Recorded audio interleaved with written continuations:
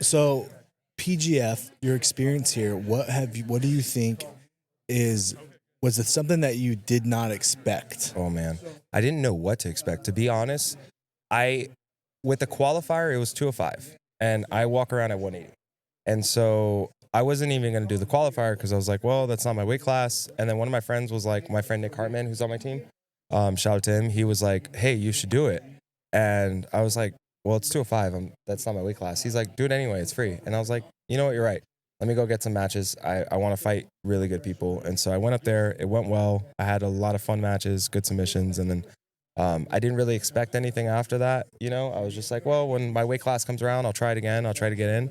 And then BMAC hit me up and was like, hey, do you want to be an alternate? And without even asking him any questions, I was like, yeah.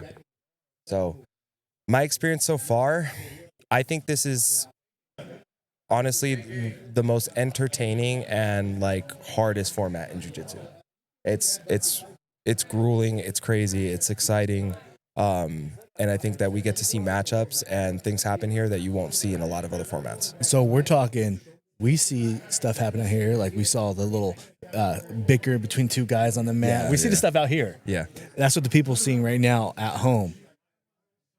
Tell me when the backstage footage gets released, there's going to be some real cool shit. Yeah, I think so. I mean, like, a lot of us were super cool back there. I mean, we were cracking jokes a lot and kind of getting along. And for the most part, everything was really chill. But we were all agreeing, like, you know, like right before my match with Brad, you know, we were joking around. And he was like, hey, I think we'll be a good matchup because we actually switched. And I was like, yeah, you know, I'm going to try to kill you. Like, that's what's going to happen. Like, we're cool, but I'm going to come after you. Yeah. You know, and he was like, the same thing. I really appreciate that. And people respect you when you want to fight them. Like, it was the weirdest thing because I'm used to just going after it. Like, that's how people in my gym are. We just fight. We just go after it.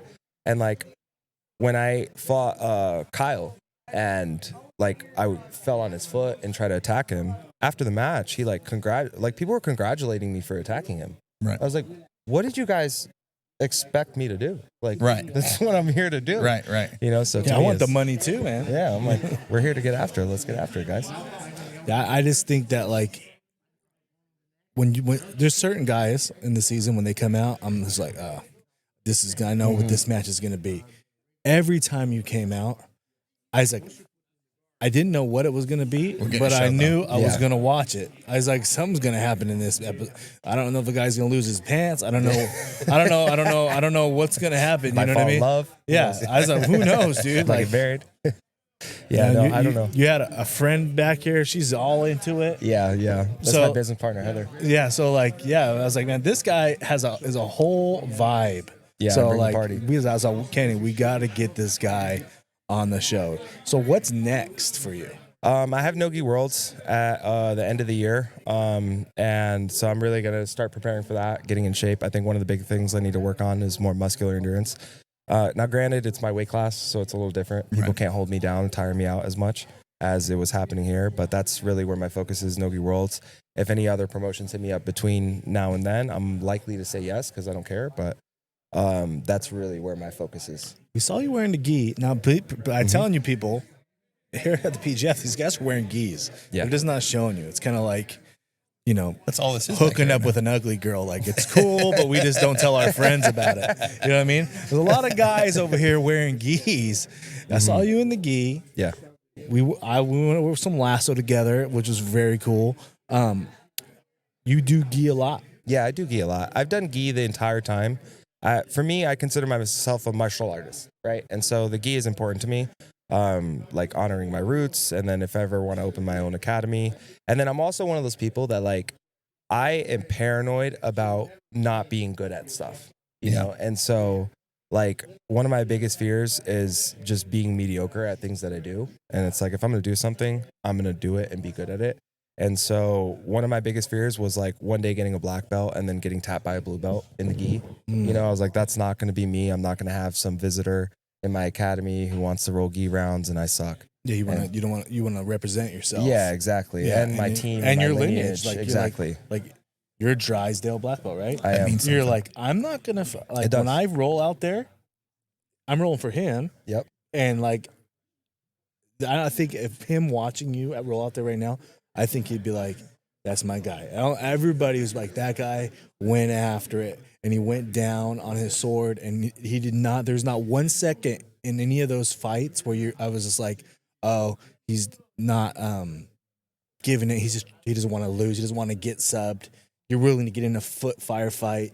You're willing to get into all the battles. So I was like, you're like one of those guys, like you, Hurd, Crump, all those guys. You guys just fucking go. Yeah. And like I was like, that's what people need. Sometimes I feel like when you get two specialists, two butt sitters, it's boring. It can boring. be boring. Yeah. Super highly technical matches can be really fun, but they can also be extremely boring, right? Because people are scared of losing position. The way that I see it is like, I'm kind of like pure chaos, basically. Like I come in there and I'm like, wherever we go. Which I'm does gonna well make it for the hard. rule set.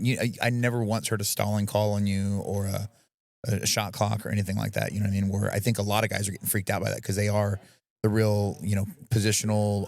I'm afraid to lose this, and the shot clock doesn't allow that. Like you're gonna have to lose it. Yeah, and I think some people are fighting to not lose, versus fighting to win.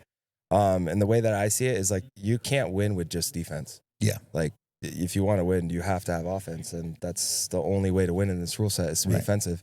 Best case scenario, you draw out, and then you make no money, you get nowhere, and then what was the point? You just beat your body up for a week. Yeah, exactly. You just went through it just to say, oh, that guy didn't sub me. Like, okay, well, a lot of people can just not get subbed in 6 minutes. Yeah. But, we heard guys saying that to be in the playoffs, we believe you need to do all 12 of your matches.